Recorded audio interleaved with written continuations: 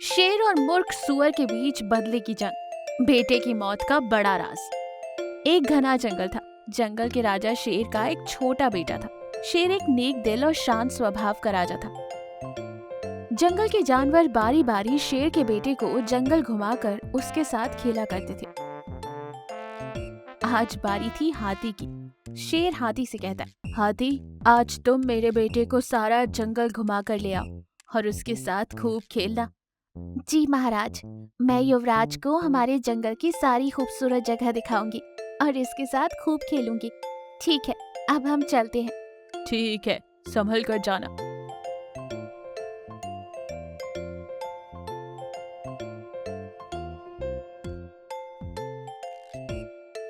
युवराज, ये जंगल दिखने में जितना सुंदर है उतना ही खतरनाक भी है। यहाँ बहुत ही सावधानी से रहना होगा, नहीं तो कभी भी हम मुसीबत में पड़ सकते हैं। सच में? हम दोनों सावधानी से जंगल घूमकर वापस घर चलते हैं। वैसे मुझे बहुत प्यास भी लग रही है।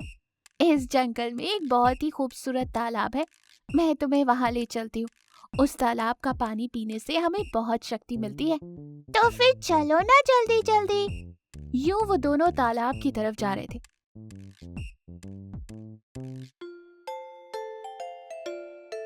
कि रास्ते में एक मूर्ख सुअर और बंदर उसके सामने आते हैं। सुअर बहुत ही मूर्ख था। कौन हो तुम लोग? हमारे जंगल में क्यों आए हो और यहाँ क्या कर रहे हो? हमारी मर्जी, हम जहाँ चाहे वहाँ आ सकते हैं और जा सकते हैं। पूछने वाली तुम कौन होती हो? हटो हमारे रास्ते से। युवराज को प्यास लगी है, मुझे इन्हें जल्द ही तालाब के पास ले जाना है। हा, क्या ये तुम्हारा युवराज है और तुम उसकी गुलाम? आज से तुम दोनों मेरे गुलाम बनो, नहीं तो मैं तुम दोनों को यहीं मार दूंगी। अरे ओ सुअर, तू फिर से गलती कर रही है। पहले से ही तुम अपनी मूर्खता से कई सारी मुसीबतों में पड़ चुकी हो। अब तो हद ही हो गई कि तुम युवराज से पंगा ले रही हो। अब तुम्हें कोई नहीं बचा सकता। हा, अब मैं ही इस जंगल की रानी बनूंगी। यहाँ के सारे जानवर मेरे गुलाम होंगे। अगर ये बात हमारे महाराज को पता चल गई ना, तो तुम्हारी खैर नहीं, वो तुम्हें यहीं मार देंगे। जल्दी से तुम यहाँ से चली जाओ। अच्छा, तो मैं भी इसी वक्त तुम्हारे साथ साथ तुम्हारे युवराज को भी मार दूंगी। तुम्हारा राजा मेरा कुछ नहीं बिगाड़ सकता। हा। ये कहकर सुअर हाथी और शेर के बेटे पर हमला कर दिया। हमले में शेर का बेटा मर जाता है। घायल हाथी वहाँ से भाग जाती। ये देख बंदर सुअर से कहता है, तुमने इस जंगल के युवराज को मारकर बहुत बड़ी गलती कर दी है। अब तुम्हें कोई नहीं बचा सकता। मैं अब और तुम जैसे मूर्ख के साथ नहीं रह सकता। मैं तो जा रहा हूँ। ये कहकर बंदर वहाँ से चला जाता है।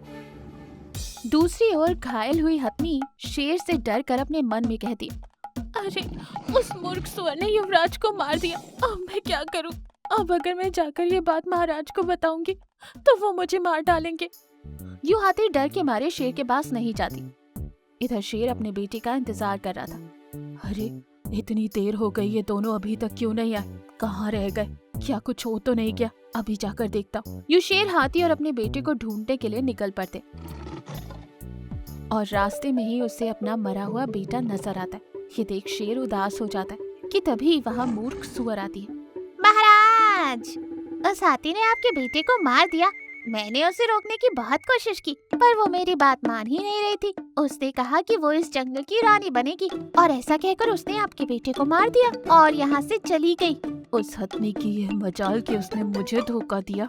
मैं अब उसे जिंदा नहीं छोड़ूंगा। ये कहते हुए शेर गुस्से में हथनी को ढूंढते हुए निकल जाता है। रास्ते में हथनी उसे नजर आती। शेर गुस्से में कहता है, इस जंगल की रानी बनने के लिए तुमने मेरे बेटे को मार दिया। मैं तुझे नहीं छोड़ूंगा। महाराज, आप मुझे गलत समझ रहे। युवराज को मैंने नहीं मारा, उस मूर्ख सुअर ने मारा। झूठ मत बोलो, तुम्हें अभी मैं यहीं मार देता हूँ। शेर हाथी पर हमला करने ही वाला था कि वहाँ बंदर आता है और शेर से कहता है, महाराज रुक जाइए, हथनी सच कह रही है। युवराज को उस मूर्ख सुअर ने ही मारा है। उसने अपनी मूर्ख हरकतों से कई सारे जानवरों को मारा है। अच्छा, उस मूर्ख सुअर की ये मजाल, मैं उसे नहीं छोड़ूंगा। इसके बाद वो तीनों सुअर के पास जाते। तुझ जैसे मूर्ख इस जंगल में रहने के लायक नहीं है। अच्छा, तो तुझे सच्चाई का पता चल ही गया। हाँ, मैंने ही तेरे बेटे को मारा है। अब मैं तुझे भी मार दूंगी और इस जंगल पर राज करूंगी। तू मुझे ललकार रही है ना, अब तो तेरी खैर नहीं।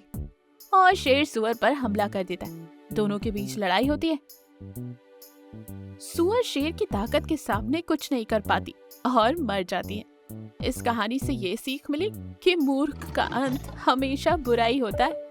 दोस्तों, ये कहानी आपको कैसी लगी? अच्छी लगी ना? हमारे चैनल को सब्सक्राइब जरूर कीजिए ऐसी और मजेदार कहानियों के लिए। लाइक करो, कमेंट करो और शेयर करो। धन्यवाद।